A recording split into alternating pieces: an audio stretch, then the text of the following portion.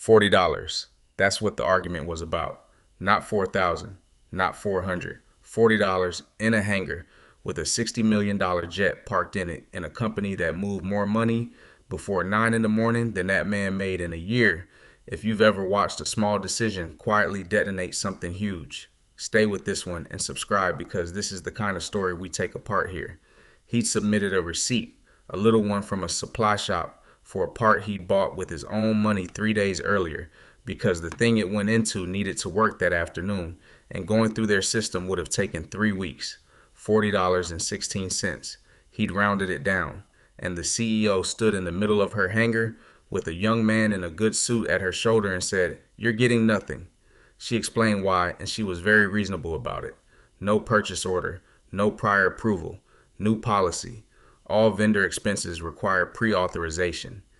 No exceptions, and especially not for people who buy things on their own initiative and hand in receipts afterward. That's not how a serious operation runs. If she made an exception for him, she'd have to make one for everybody. $40. And the man in the work jacket looked at her for a second, then at the young man in the suit. Then he picked up his bag and said, "Okay, good luck."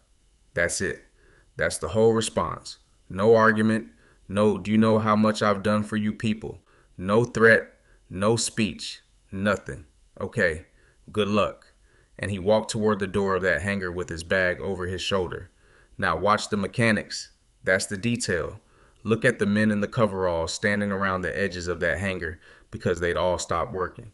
And every single one of them was watching Vern Ashby walk out. Not one of them looked amused. They looked worried. Their boss did not.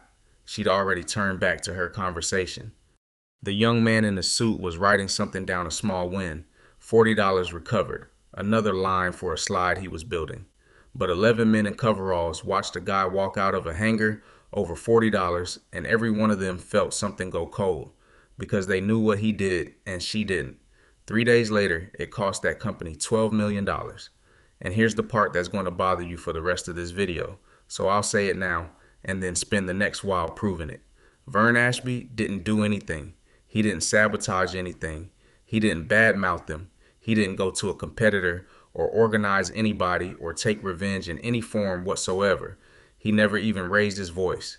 The $12 million happened because of something he stopped doing, something that wasn't in any contract, something nobody had ever paid him for, something that appeared on no invoice, in no system, anywhere, and that the entire operation had been quietly running on for 6 years without a single person in management ever knowing it existed. So what was the $40 actually for? Why were the mechanics scared and the CEO wasn't? And how does nothing at all cost $12 million in 72 hours? Let's start with the job nobody thinks about. Here's the first thing everybody gets wrong about Vern Ashby, and it's the key to the whole story. He didn't work on the aircraft. He wasn't an aircraft mechanic. He'd never touched a jet engine in his life. He wasn't certified for it, didn't want to be, and if you put him in front of one, he'd have told you to go find somebody who knew what they were doing. Vern Ashby serviced ground support equipment, and if you've never heard that phrase before, that's precisely the point of this story. Ground support equipment is all the stuff around the aircraft. The tugs, the little tractors that push a jet in and out of a hangar because a plane can't reverse. The ground power units that feed electricity to an aircraft when its engines aren't running so the systems work and the cabin's climate controlled and the avionics stay alive. The air start units, the stairs, the lifts, the loaders, the belts, the carts, all of it. It is without question the least glamorous equipment in any hangar on Earth. Nobody photographs a tug. Nobody's boyhood dream was a ground power unit. When a client walks into that hangar, they look at the jet and every single piece of Vern Ashby's work is invisible to them. And a $60 million aircraft cannot move, cannot be powered, cannot be boarded, and cannot depart without it. That's the whole thing. That's the joke at the center of this story. You can have the most beautiful jet ever built, fully fueled with 2 pilots and a client and a perfect flight plan. And if the tug won't start, that airplane is a very expensive sculpture. It's not going anywhere. It cannot be pushed by hand. Nobody thinks about the tug right up until the tug doesn't work. That's why the mechanics looked worried. Every one of those men in coveralls had at some point in the last 6 years had their day saved by Vern Ashby. They knew what he did because they watched him do it every day in the background of their own jobs. She didn't because there was nothing to see. That's the nature of the work when it's done well. The only evidence is that everything ran on time, and everything running on time looks exactly like nothing happening. Vern Ashby was 47 and he was a contractor, not staff.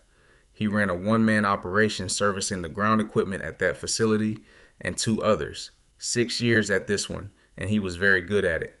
I was raising his daughter, Cleo 11, on his own.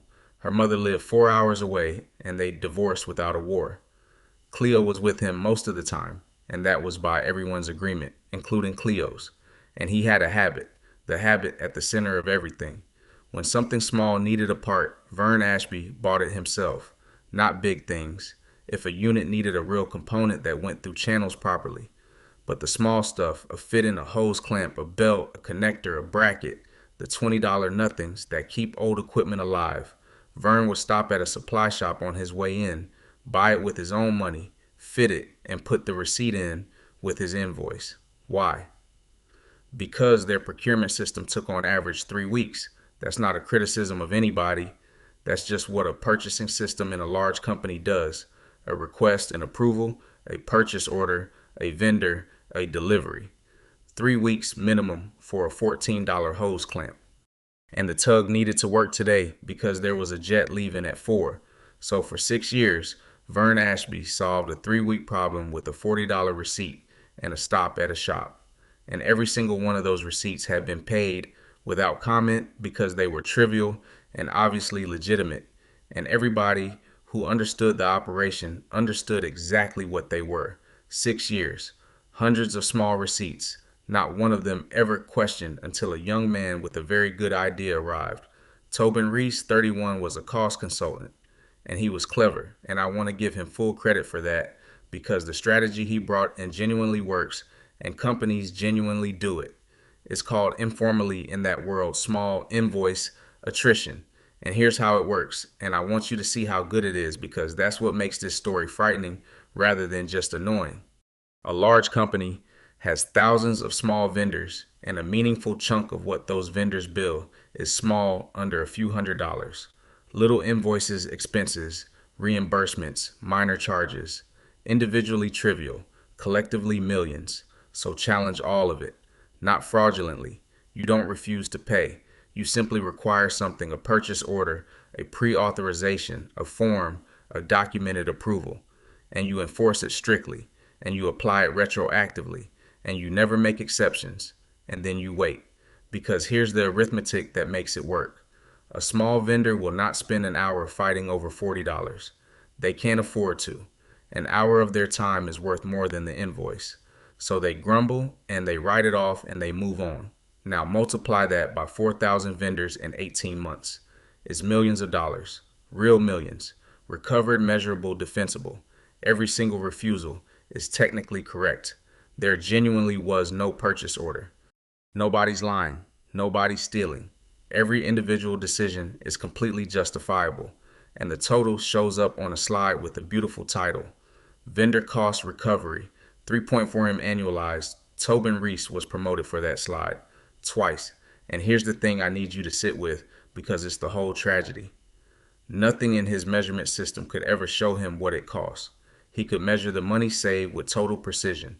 He could not measure, had no mechanism, no metric, no way of ever seeing what those vendors stopped doing because they didn't quit. That's the horror of it. Not one of them quit. Every vendor kept fulfilling their contract to the letter. Every contract stayed in place and every service level agreement continued to be met. They just quietly stopped doing everything that wasn't in it. Now let me tell you what Vern Ashby actually did in a week, because this is the heart of the entire story. What he was paid for: scheduled servicing of ground support equipment, defined items, defined intervals, defined scope. He did all of it, always. What he also did that was in no contract, anywhere. He bought small parts with his own money so equipment ran the same day instead of in 3 weeks. He came back in the evenings, not on the clock. If a unit went down at 7 at night and there was a departure the next morning, Vern would come back and sort it because he lived 20 minutes away and it bothered him to leave something broken. He answered his phone. always, any hour. And half the time the answer was, try this. It's probably the connector. And the problem was fixed in 4 minutes by a mechanic who never had to call anybody out at all. And he noticed things. This one's the big one. Vern Ashby walked past that equipment every day and he'd see something starting to go, a wear pattern, a noise, a slight looseness, weeks before it failed, and he'd just fix it, quietly. Not on any work order, not on any invoice, because it wasn't broken yet, so nobody had asked him to. He prevented failures nobody ever knew were coming for 6 years, constantly.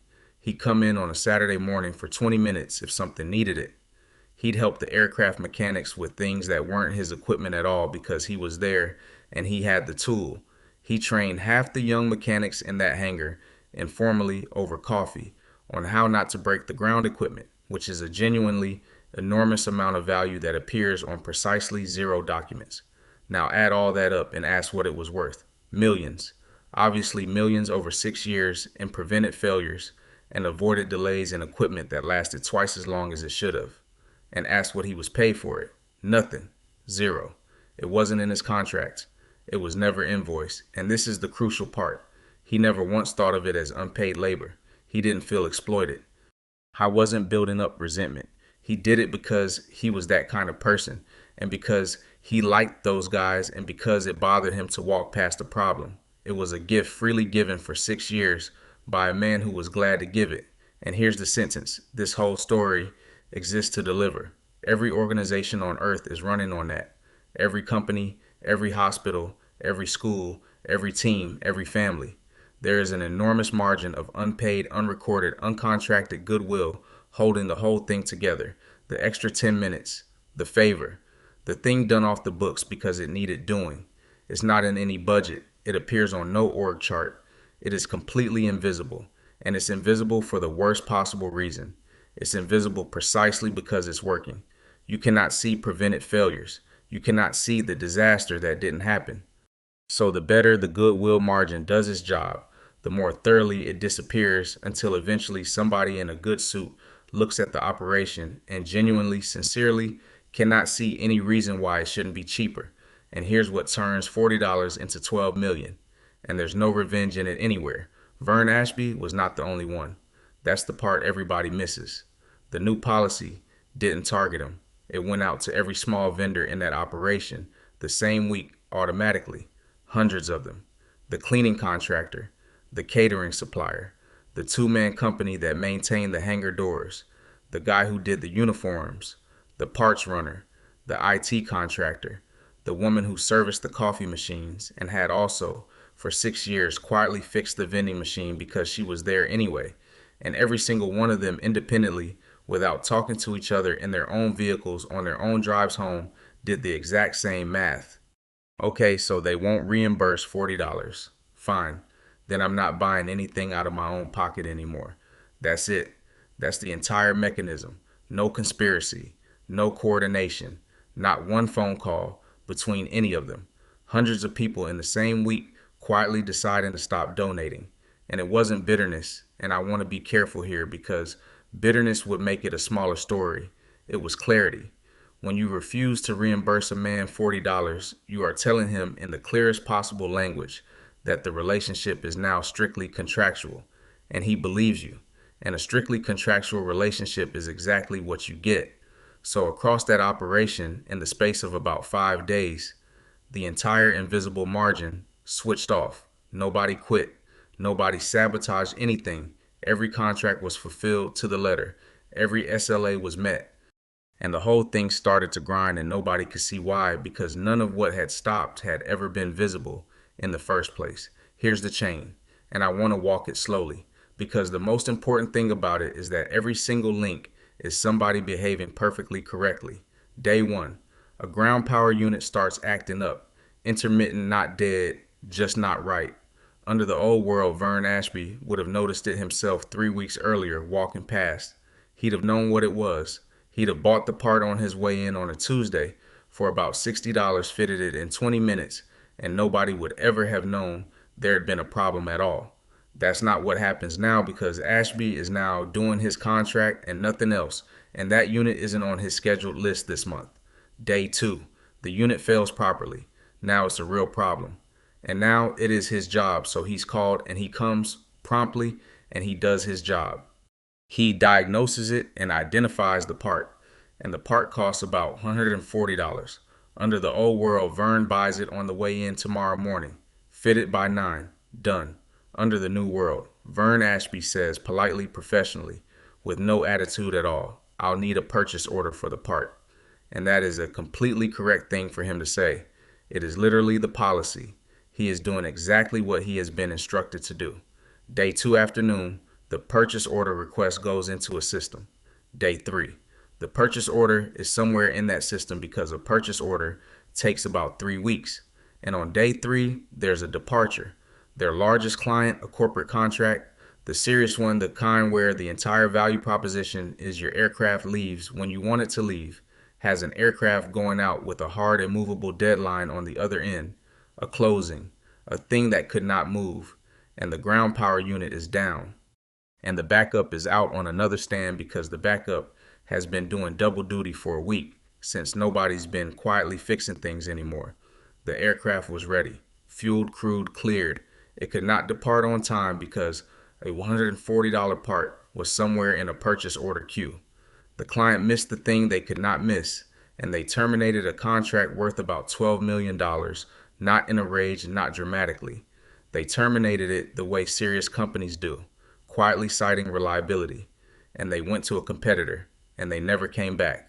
Because in that business, you get exactly one of those. And here's what I need you to notice about that entire chain.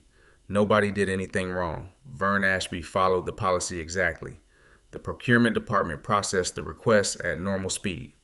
Tobin Reese implemented a cost recovery program that saves millions and is used by serious companies everywhere. Delia Frost enforced a reasonable rule consistently. The client made an entirely rational commercial decision. Every single person in this story behaved correctly, and it cost $12 million because the thing that had actually been holding the operation together was never a rule or a process or a contract. It was hundreds of people quietly giving away more than they were paid for. And one policy applied consistently and correctly told all of them at once to stop. Now Delia Frost, because her flaw is precise and it's everywhere, and I want to name it properly. Delia Frost believed the contract described the work. That was it. That was the assumption underneath everything. If it's in the scope, it's happening. If it's not in the scope, it's not happening. Therefore, the operation is the sum of its documented obligations. And therefore, anything you're paying for that isn't in a document is by definition waste. It's not a stupid belief. It's how you're taught to think. Read the contract. Understand the deliverables. Manage to them.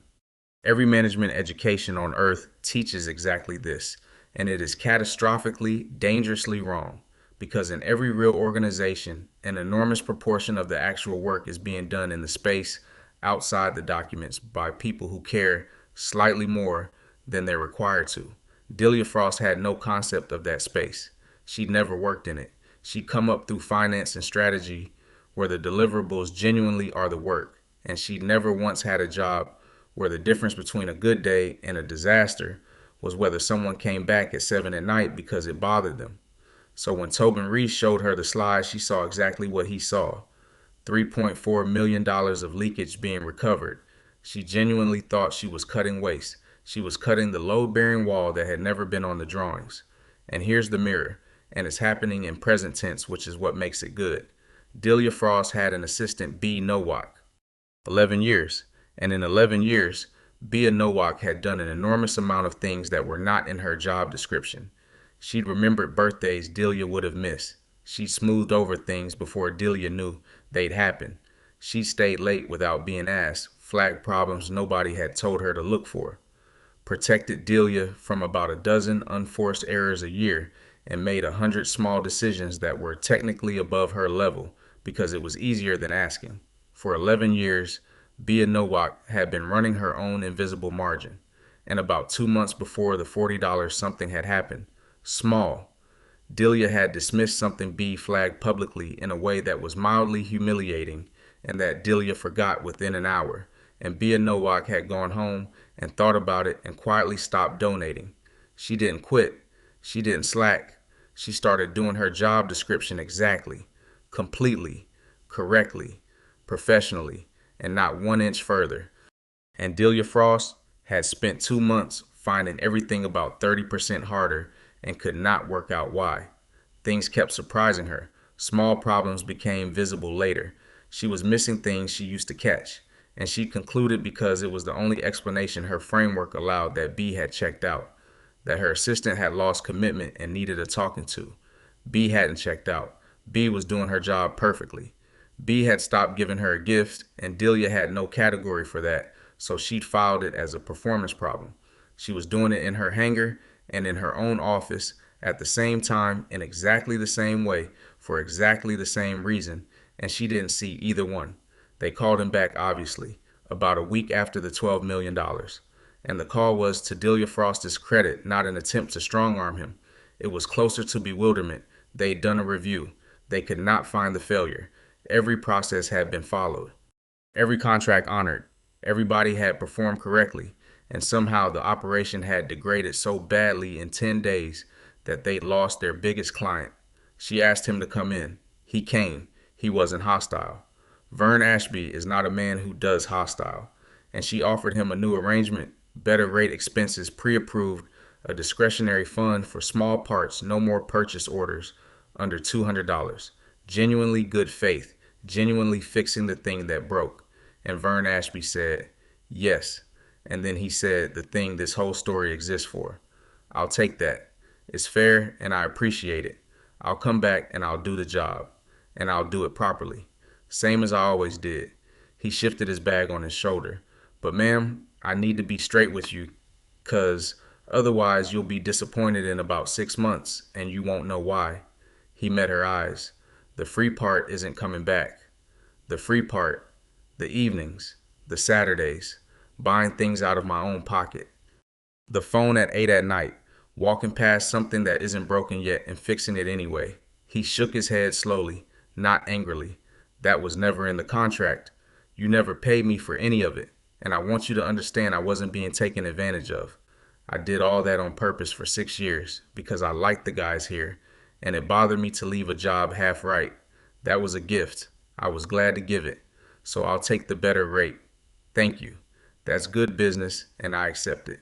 He shrugged. But you can't buy that other thing back. That was a gift, ma'am. You can't buy a gift. The second you pay for it, it's not the thing anymore. And Delia Frost said quietly, how do I get it back then? And Vern Ashby gave her the only honest answer there is. Same way anybody gets it, slowly and by accident, and only if you stop treating it like a line item. It comes back when people want to give it to you again. He shrugged again. And I've got no idea how long that takes because I've never seen anybody manage it. There's an 11-year-old in this, and she'd been having her own version of it all term.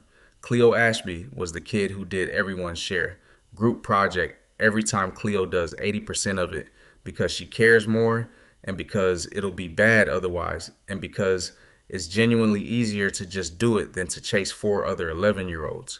She'd been doing it for years. She was good at it. And this term, for the first time, she started to feel something about it that she didn't have words for. Not pride, a hot, uncomfortable, slightly ashamed feeling that made her not want to talk about school. She'd been used. She knew she'd been used. And she also felt guilty for feeling that because nobody had made her do it. She'd volunteered every time. Her father heard the whole thing at the kitchen table. The same week, the $12 million happened, and he handled it, I think, about as well as it can be handled. Kiddo, can I tell you about my week? And he told her the $40 and what he'd been giving away for 6 years and what happened when he stopped. Here's the thing I want you to get, Cleo, because I only figured it out properly this week. He leaned on the table. The extra you give, the bit that's not your job, that's real, and it's valuable, and it's a gift, is one of the best things about you. Don't you dare stop being the kind of person who gives it. But a gift is voluntary. That's the whole definition, and that means you're allowed to stop. He nodded. You're not betraying anybody. You're not being lazy or letting the team down. You're just not donating anymore. That's allowed, kiddo. That was always allowed. How do I know when to stop? He smiled. That's the good question. Here's my answer for what it's worth. You give the gift as long as it's received as a gift, as long as people know you didn't have to, and they're glad you did keep giving it. It's a lovely way to live. The second it turns into something people just expect, the second nobody notices it anymore, and they're annoyed when it's not there, that's when it stopped being a gift. And you're allowed to stop, and you don't owe anybody an explanation. Cleo Ashby thought about that for a long time. So on the next project, I should just do my part. Do your part brilliantly, Vern said, and see who notices. That'll tell you everything you need to know about who to give gifts to for the rest of your life. And Delia Frost, about a month later, did one thing that I think redeems her. She'd been thinking about the phrase invisible margin, and she went looking for it in her own life. And she found B. Nowak, and she didn't give her a raise, and she didn't make a speech. She sat down and asked the only question that actually works. B, what have you been doing for 11 years that I've never noticed? And then she sat still. And this is the part that counted for 11 minutes, while a woman who had never once been asked told her. Delia Frost said afterward that it was the most expensive 11 minutes of her life, in the sense that everything she learned in them should have been obvious for a decade. Here's what I want you to take with you. Everything you rely on is running on a margin of goodwill that appears in no contract, on no budget, and in no system anywhere. Every organization, every team, every family, every friendship, there is an enormous amount of unpaid, unrecorded, entirely voluntary extra being given by people who care a bit more than they're required to. The 10 extra minutes, the thing done off the books, the problem quietly fixed before it became a problem. The phone answered at 8 at night, and it is invisible. And here's the vicious part, the thing that makes this happen over and over in every organization on earth. It's invisible precisely because it's working. You can't see a prevented failure. You can't measure a disaster that didn't happen. So the better that goodwill margin performs, the more completely it disappears from view, until somebody eventually looks at a smoothly running operation and sincerely cannot see why it costs what it costs. And then it doesn't explode. That's what nobody expects. It just quietly stops. Nobody quits. Nobody complains. Nobody tells you. People simply individually on their own drives home decide to do exactly what they're paid for and not one thing more. And everything gets 30% harder forever. And nobody can tell you why, because the thing that left was never written down anywhere. That's the $12 million, not sabotage, not revenge, the absence of a gift nobody knew they were receiving. So here's the question, and I want you to answer it in both directions, because I promise you're on both sides of it right now. What in your life is running on somebody's goodwill that you've stopped noticing or started expecting? The colleague who always covers, the partner who handles the thing you don't think about, the friend who always texts first, the parent, the sibling, the one person on your team who quietly makes everything work. There's someone, and you've almost certainly stopped seeing it because it's been reliable for so long that it's become the weather. And the other direction, where are you giving a gift that stopped being received as one? Where's the extra you give that nobody notices anymore, that people have started to simply expect and get annoyed about when it isn't there? Because if it's the first one, go and notice it out loud this week to their face. That's the entire maintenance cost of the most valuable thing you have. And if it's the second one, you're allowed to stop. You're not betraying anyone. You were never obliged. It was a gift, and gifts are voluntary. And it stopped being a gift the moment it became an expectation.